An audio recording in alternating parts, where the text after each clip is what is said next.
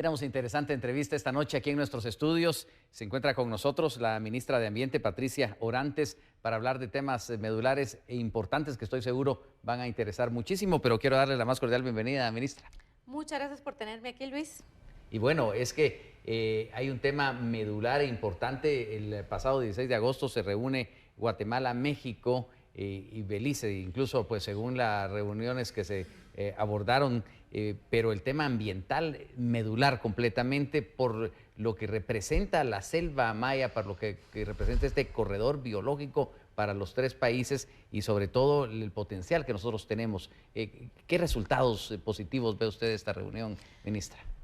Mire, la verdad es que nos ha venido a llenar de esperanza porque primero es un gran orgullo que la selva maya sea la segunda masa de bosque tropical más grande de América Latina después de la Amazonía, compartida entre México, Belice y Guatemala. Es un orgullo, es una gran oportunidad porque ahí viven 2 millones de personas y hay un capital que podemos desarrollar manteniendo la integridad ecológica de la selva, y es una gran responsabilidad en un momento donde hay una crisis de deforestación a nivel global, y entonces pues tenemos que unir fuerzas y eso fue lo que hicimos, ¿verdad?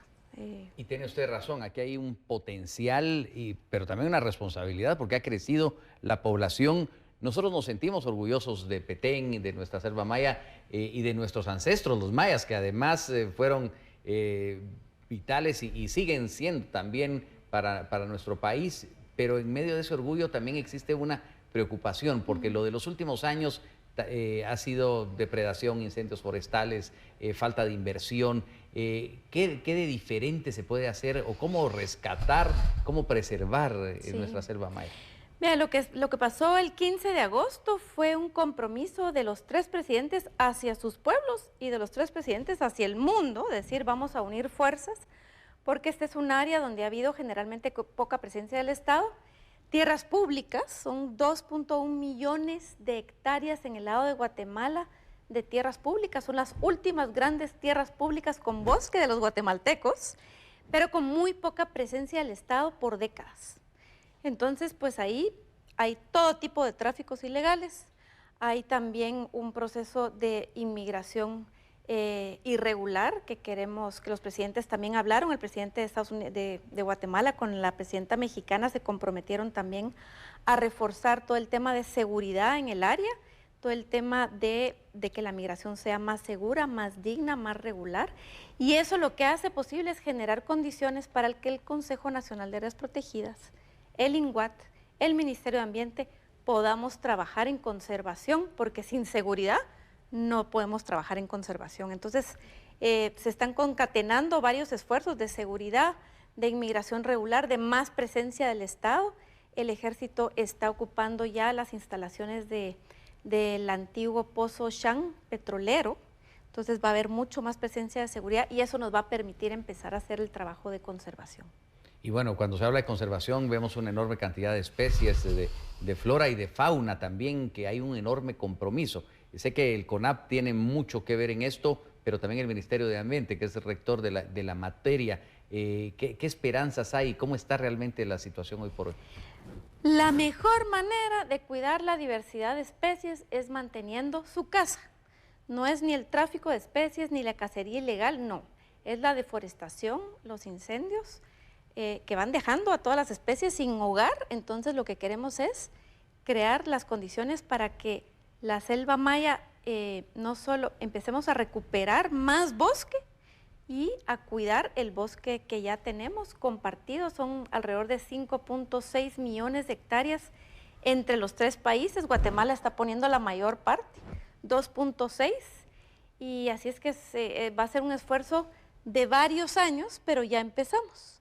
Hace unas 3-4 semanas el CONAP firmó acuerdos de conservación con comunidades que están viviendo adentro de áreas protegidas, y estos acuerdos lo que permiten es decirle, bueno, usted se puede quedar acá, pero ahora va a manejar, va a respetar el bosque que queda, va a mejorar su ganadería, va a mejorar su agricultura, ya no va a presionar el bosque, a favor de unas 3.500 hectáreas. El mes entrante se firman otros 4 acuerdos de conservación que van a permitir preservar 4.500 hectáreas, y así vamos a ir poco a poco haciendo el trabajo que hay que hacer. ¿Y cómo lo han recibido los comunitarios? Porque quiera que no, están invadiendo estas áreas protegidas, ¿no? La verdad es que ellos se benefician mucho de tener un reconocimiento formal del Estado. Eso les va a permitir también acceder a programas públicos, porque antes estaban totalmente en la ilegalidad. Entonces es un gana-gana, ellos se comprometen a cuidar el ambiente y a su vez pues pueden tener más oportunidades de desarrollo y bueno, el potencial para el turismo, el potencial para la investigación, para la biotecnología. Hay más de 7,000 especies solo identificadas en la selva maya, así es que hay una infinidad de cosas que podemos hacer. ¿Cuánto de presupuesto requiere esto y si ya se está haciendo alguna inversión dentro de lo que están manejando actualmente? Pues el presidente Arévalo es un presidente ambientalista, así es que lo primero que hizo fue preparar un presupuesto 2025 mucho mayor para el Consejo Nacional de Áreas Protegidas, que de verdad lo tenían en la calle de la amargura. No se puede conservar el bosque sin guardar recursos, claro, para empezar. Entonces este año tuvieron un 80% de aumento. Ahorita estamos inaugurando un fondo ambiental en el proyecto de presupuesto 2026 para dedicarle 50 millones de quetzales a los bosques de Guatemala, con un énfasis muy fuerte en la selva maya. A nosotros también nos dieron un poquito más de presupuesto y estamos ahí con mucha responsabilidad levantando programas nuevos. Así es que creemos que vamos a dejar muy buenos resultados a favor de la naturaleza en estos 4 años. En específico, aparte de estos programas que usted mencionaba, ¿qué se va a ver? ¿Qué diferencia podríamos observar en determinados plazos? Pasado mañana, el día jueves, empezamos a cumplir con la instrucción de los 3 presidentes, y es que los 3 CONAPs, del de México, el de Guatemala y el de Belice, tienen su primera reunión con el compromiso de sacar un primer plan de trabajo y plan de inversiones para los próximos años. Y básicamente es empezar a unir fuerzas primero para combatir la ilegalidad en la selva maya. Una vez que logremos recuperar más las condiciones de seguridad, queremos empezar a regenerar el Parque Nacional Laguna del Tigre, empezar a copiar un poquito el modelo de concesiones forestales comunitarias en otras partes de la selva maya. Lo más importante era tener la visión de largo plazo, el compromiso político, los recursos y empezar a trabajar. Esperamos estar rendiendo cuentas cada trimestre de cómo vamos avanzando. Y el poder actuar en conjunto va a exigir mucho de los países. Es decir, no sé si esto es bueno porque no se puede abandonar el tema o requiere pues, un mayor esfuerzo. ¿Cómo lo ve usted? Yo creo que estamos en un mundo cada vez más integrado y no podemos simplemente los países ver hacia adentro solo. No nos podemos desplanetizar. Y este es un esfuerzo maravilloso de integrarnos mucho más, de colaborar con nuestros vecinos, con México y con Belice. Cuando trabajamos juntos nos conocemos más y las relaciones se estrechan. Y eso es lo que estamos haciendo, estrechar relaciones y comprometernos a trabajar juntos por esas casi 7 millones de hectáreas, ¿verdad? No hay otra manera de hacerlo. Y también jalar al sector privado, a las cooperativas, a las comunidades, a la academia, porque ese es un esfuerzo de muchos. Y es que esto no se puede ni se debería quedar en papeles. Creo que traemos un letargo de muchos años, pero ¿qué va a pasar? ¿Cómo encender esa chispa para que realmente funcione y no se quede solo en una firma de un convenio, ¿no? Bueno, no solo es una firma de un convenio, porque tenemos una instrucción de los presidentes de entregarles un plan de trabajo con un plan de inversiones en los próximos 2 meses, y ese es el primer paso que estamos dando. Roma no se construyó en 4 años, ni en 3, ni en 2, ni en 1, pero estamos empezando a levantar y con mucho gusto podemos venir próximamente a comentarles un poco de cómo vamos avanzando. Mañana vamos al campo Shan del contrato petrolero que acabó también la semana antepasada, y ahí empieza un primer plan de recuperación de ese bosque. Las 10,000 hectáreas que la empresa recibió hace 40 años para explotar, tenían 8,000 hectáreas de bosque, hoy le quedan 1,200. Entonces ahí va a empezar un primer esfuerzo de recuperación, esperamos de la mano de las comunidades. Usted ha mencionado precisamente las comunidades, las cooperativas, el sector privado, obviamente el sector público al que usted representa hoy día, pero entiendo que aquí la cooperación internacional y la vista de otros países en este pulmón de América, en el segundo más importante, está puesta. ¿Qué tanto se puede lograr de trabajar con ellos y cuánto nos pueden ayudar en inversión? La verdad que hay un proyecto grande de la Unión Europea por casi 48 millones de euros solo para Petén. Queremos asegurar que mucho de eso sea inversión en el bosque, para la gente, no consultorías, no estudios. Así también hay otros proyectos de regionales que tienen una parte importante, 8 millones de proyecto de la Comisión Centroamericana de Ambiente y Desarrollo, pero que solo para Guatemala son 8 millones de dólares. Lo estuvimos hace un mes revisando antes de firmarlo.